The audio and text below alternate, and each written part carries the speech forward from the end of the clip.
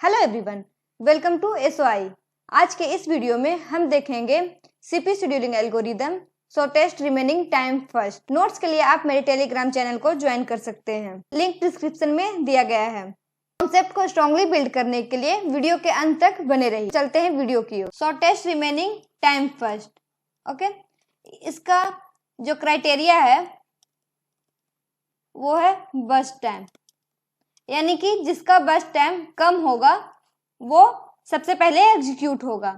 और इसका जो मोड है वो है प्रिमिटिव।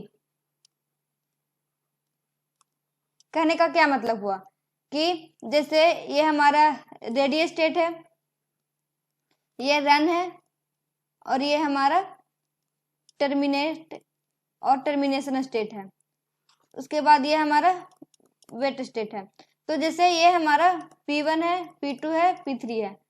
मान लिया जाए कि ये हमारा प्रोसेस P1 है, तो P1 जैसे ही आया, ठीक है, ये एग्जीक्यूट करने लगा। ओके, तो ये हमारा रनिंग स्टेट में आ गया। ठीक है, P1 हमारा रन स्टेट में आ गया, इसे CPU मिल गया, तो ये एग्जीक्यूट होने लगा। लेकिन मान लिया जाए कोई P2, मान लिया देखो यहाँ पर P1 है, तो P1 का मान लिया जाए जो बर्स्ट टाइम है P1 का वो 10 है, और P2 का जो बर्स्ट टाइम था वो है 8। तो जैसे ही हमारा P2 आएगा, P1 हमारा प्रिम्प्ट हो जाएगा, यानी कि P1 हमारा फिर से यहाँ पर आ जाएगा और P2 को CPU मिल जाएगा, क्योंकि बर्स्ट टाइम P2 का कम था। तो जिसका बर्स्ट टाइम कम होगा वो पहले एग्जीक्यूट होगा।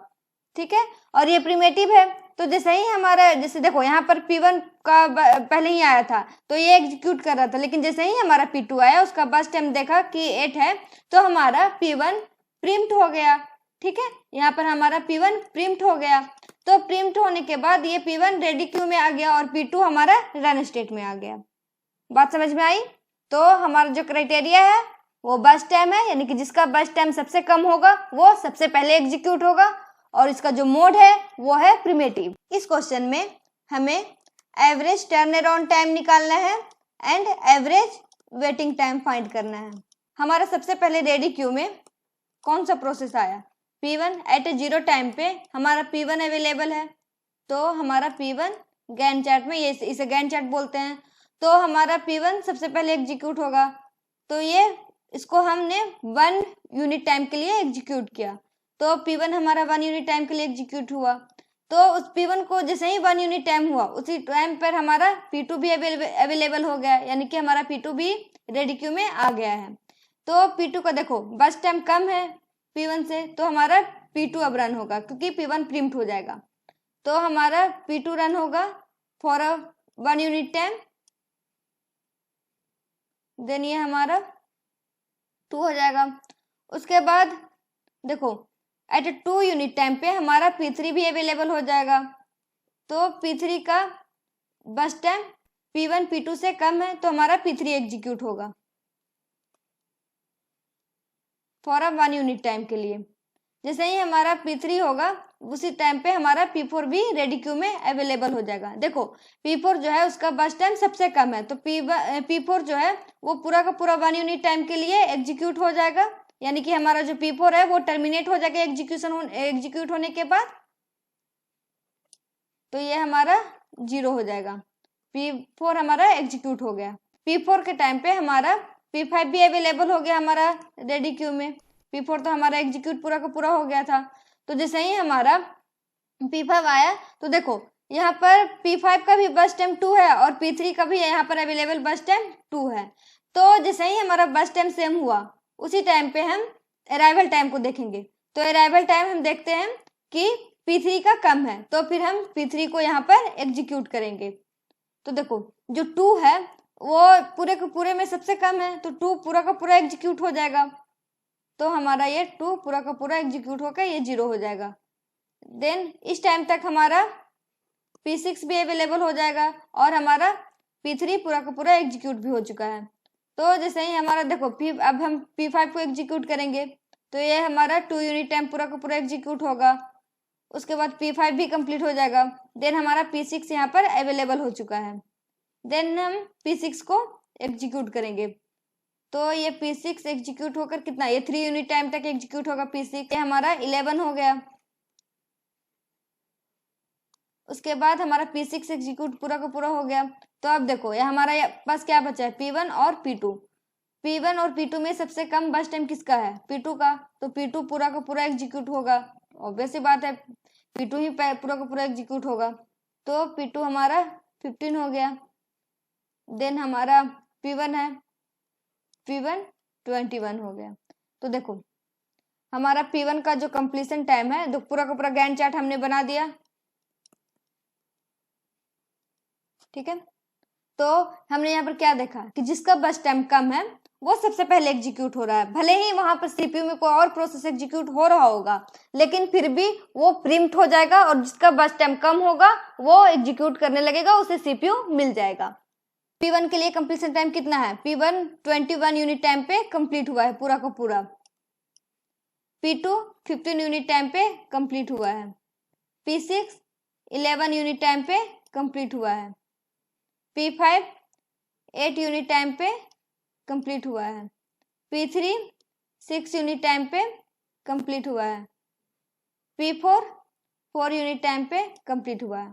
अब हम टर्न अराउंड टाइम को देखते हैं। टर्न अराउंड टाइम क्या होता है, completion time minus arrival time. 21 का 21 हो जाएगा, 14 4 1 4 6। देन वेटिंग टाइम क्या होता है, टर्न अराउंड टाइम माइनस बस टाइम। तो इसका डिफरेंस हम निकालेंगे तो हमारा वेटिंग टाइम आ जाएगा, यानी कि 21 माइनस 7 हमारा 14 आ जाएगा। देन ये हमारा 9 आ जाएगा, 1 0 2 3। तो हमारे पास वेटिंग टाइम आ गया, टर्न अराउंड टाइम आ गया। अब हम टोटल टाइम निकाल लेंगे, उसके बाद हम एवरेज निकाल लेंगे डिवाइड करके 6। टोटल 50 हो जाएगा, ठीक है। तो हम 50 डिवाइडेड बाई 6 निकालेंगे, ये टोटल 29 हो जाएगा। तो हम 29 डिवाइडेड बाई 6 निकालेंगे, तो हमारा turn around time 8.33 and average waiting time 4.83 होगा, यानी कि average turn around time 8.33 unit हो गया एंड एवरेज वेटिंग टाइम 4.83 हो जाए। शॉर्टेस्ट रिमेनिंग टाइम फर्स्ट का दूसरा क्वेश्चन, इसमें हमें फाइंड करना है average turn around time and average waiting time. तो देखो इस क्वेश्चन में हमें प्रोसेस आईडी, अराइवल टाइम और बस टाइम दिया गया है। तो इस क्वेश्चन को हम सॉल्व करेंगे गैंट चार्ट के हेल्प से। तो देखो यहाँ पर एट अ 0 यूनिट टाइम पे कोई भी प्रोसेस रेडी क्यू में आया है नहीं, क्योंकि देखो जिसका सबसे अराइवल टाइम कम है वो P4 का है अराइवल टाइम सबसे कम, जिसका अराइवल टाइम 1 यूनिट है। तो एट अ 1 यूनिट टाइम पे हमारा P4 अवेलेबल हो गया है रेडी क्यू में, तो हमारा P4 2 यूनिट टाइम तक एग्जीक्यूट करेगा, क्योंकि या तो फिर हम तो हम यहाँ पर 1 यूनिट टाइम तक पहले हम एग्जीक्यूट करवा के देखते हैं। तो अगर ये 1 यूनिट टाइम तक एग्जीक्यूट करेगा तो 1 यूनिट टाइम यहाँ पर रिमेनिंग हो जाएगा, तो ये 1 + 1 2 हो जाएगा, यानी कि P4 हमारा 1 यूनिट टाइम तक एग्जीक्यूट किया। 2 यूनिट टाइम पर भी हमारा कोई भी प्रोसेस नहीं आया है P4 के अलावा रेडी क्यू में, तो ये फिर से हमारा P4 ही सिर्फ रेडी क्यू में है, तो हमारा ये फिर से एग्जीक्यूट होगा। तो ये 1 + 1 यानी कि 3, यानी कि ये इसका टोटल बस टाइम जो है वो पूरा का पूरा वो एग्जीक्यूट कर चुका है। तो यहाँ पर देखो एट अ 3 यूनिट टाइम पे कोई और प्रोसेस अवेलेबल है नहीं, P4 तो पहले ही एग्जीक्यूट हो चुका है। एट अ 3 यूनिट टाइम पे कोई और प्रोसेस नहीं आया, यानी कि जो भी अगला प्रोसेस आएगा वो हमारा एट अ 4 यूनिट टाइम पे आएगा, ठीक है। तो हमारा 1 यूनिट टाइम तक फिर से हमारा CPU आइडल रहेगा, तो P2 हमारा आएगा 4 यूनिट टाइम पे। तो हम P2 को एग्जीक्यूट करेंगे, पहले 1 यूनिट टाइम तक हम एग्जीक्यूट करके देखते हैं। तो P2 हमारा एग्जीक्यूट हुआ, तो ये हमारा 5 हो गया। तो देखो अभी भी हमारे रेडी क्यू में सिर्फ P2 है, क्योंकि देखो एट अ 5 यूनिट टाइम पे किसी का भी अराइवल टाइम यानी कि कोई भी प्रोसेस नहीं आया है, ठीक है। P1 भी नहीं आया है, P3 भी नहीं आया है, P5 भी नहीं आया है, P6 भी नहीं आया है। तो क्या होगा कि P2 फिर से एग्जीक्यूट करेगा, तो P2 फिर से इसको हम 1 यूनिट टाइम तक एग्जीक्यूट करवाएंगे, ठीक है।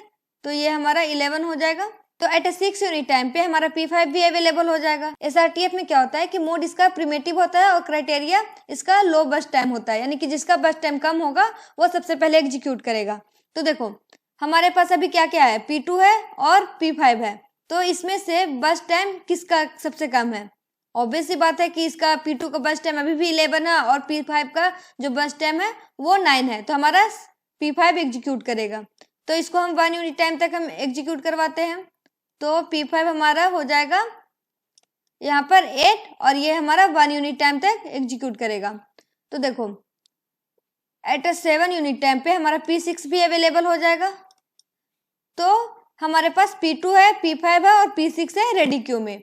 तो सबसे लिस्ट बस टाइम इन तीनों में से किसका है? P2, P5 और P6 में से सबसे लो बस टाइम P6 का है, तो P6 हमारा एग्जीक्यूट करेगा 1 यूनिट टाइम तक। हम इसको एग्जीक्यूट करवा के देखते हैं, ठीक है, तो ये हमारा 6 हो जाएगा।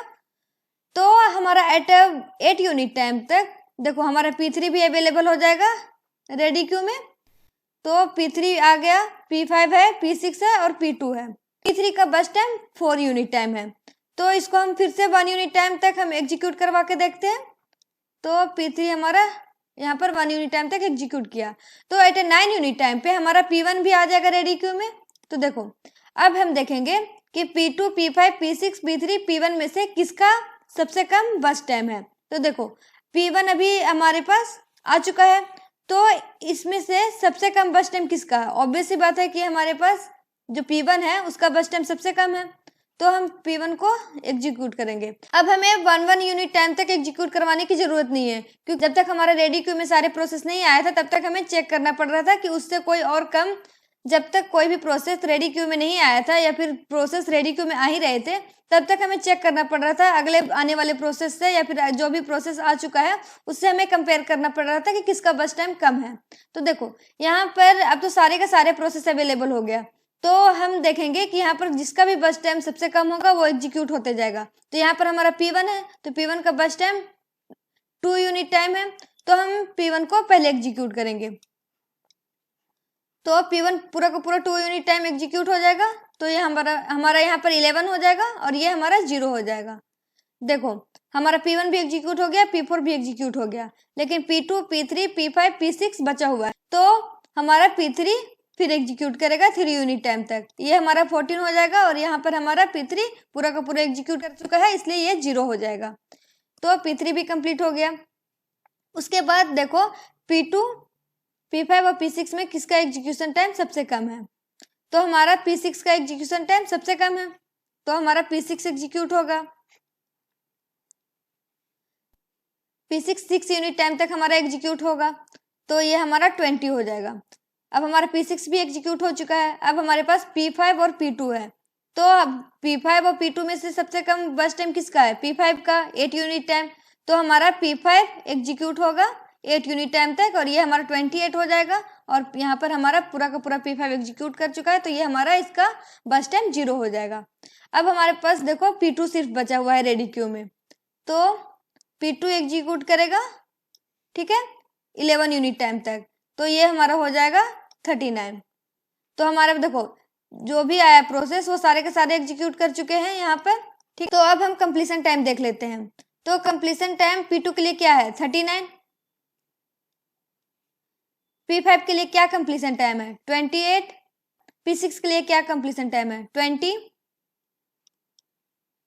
P3 के लिए 14। P1 के लिए 11। अब हमारा P4 बचा हुआ है, तो P4 के लिए 3। Turn around time equal to क्या होता है? Completion time minus arrival time. तो हम completion time minus arrival time करेंगे तो वो हमारा टर्न अराउंड टाइम हो जाएगा। तो 11 माइनस 9 2 हो जाएगा। ये हमारा 39 minus 4 35, 14 minus 8 6, 3 minus 1 2, 28 minus 6 22, 20 minus 7 13। And waiting time क्या होता है? टर्न अराउंड टाइम माइनस बस टाइम। तो हमने टर्न अराउंड टाइम तो निकाल लिया है, अब हम बस टाइम और टर्न अराउंड टाइम का सब्सट्रैक्शन देखेंगे, तो वही हमारा वेटिंग टाइम होगा। तो देखो टू ओरिजिनल वाले जो भी मतलब कि स्टार्टिंग में जो क्वेश्चन में बस टाइम था उसे हम देखेंगे, ना कि ये 0 वाले देख लेना। तो देखो यहाँ पर 2 माइनस 2 0 होगा, 35 माइनस 13 22 हो जाएगा, 6 माइनस 4 2 हो जाएगा, 2 माइनस 2 0 हो जाएगा, 22 माइनस 9 13 हो जाएगा, 13 माइनस 7 6 हो जाएगा। टाइम 80 है और टोटल वेटिंग टाइम 43 होगा। तो यहाँ पर हमें average turn around time find करना है, 80 divided by 6 and average waiting time 43 divided by 6। Average turn around time 80 divided by 6 equal to 13.33 and average waiting time 7.16। Okay, तो इस क्वेश्चन में हमने average turn around time find किया and average waiting time find किया। Question easy है। सबसे पहले ये देखो कि एट 0 यूनिट टाइम पे कोई भी प्रोसेस रेडी क्यू में अवेलेबल है या नहीं है। तो अगर कोई भी अवेलेबल नहीं है तो उस टाइम हमारा सीपीयू आइडल रहेगा। अगर यहाँ पर प्रोसेस अवेलेबल है तब तो एग्जीक्यूट करो। और देखो पूरा का पूरा प्रोसेस एक बार में तो आ नहीं रहा है, तो जितना भी प्रोसेस आएगा उसको चेक करने के लिए आप एक काम कर सकते हो इजी वे में कि सारे प्रोसेस को 1 यूनिट टाइम तक चलाओ और फिर उसके बाद चेक करो कि कोई और नया प्रोसेस आ गया है जिसका बस टाइम करेंट प्रोसेस से कम हो, तो फिर उसको मतलब प्रिम्प्ट हो जाएगा, तो फिर वो एग्जीक्यूट करवाओ। तो इस तरीके से क्या होगा कि आपको आसानी से ये गैंट चार्ट बना पाओगे, और जब बना लोगे तो फिर तो सारा काम ही इजी है, क्योंकि हमने पहले भी क्वेश्चंस कर रखे हैं। तो फिर कंप्लीशन टाइम फाइंड करो, टर्न अराउंड टाइम फाइंड करो और वेटिंग टाइम फाइंड करो, टोटल ऐड करके उसका एवरेज निकाल दो टोटल प्रोसेस से डिवाइड करके। तो बस इतनी सी बात है। अगर आपको कोई भी डाउट हो तो कमेंट कीजिए। मिलते हैं अगले वीडियो में। Thank you.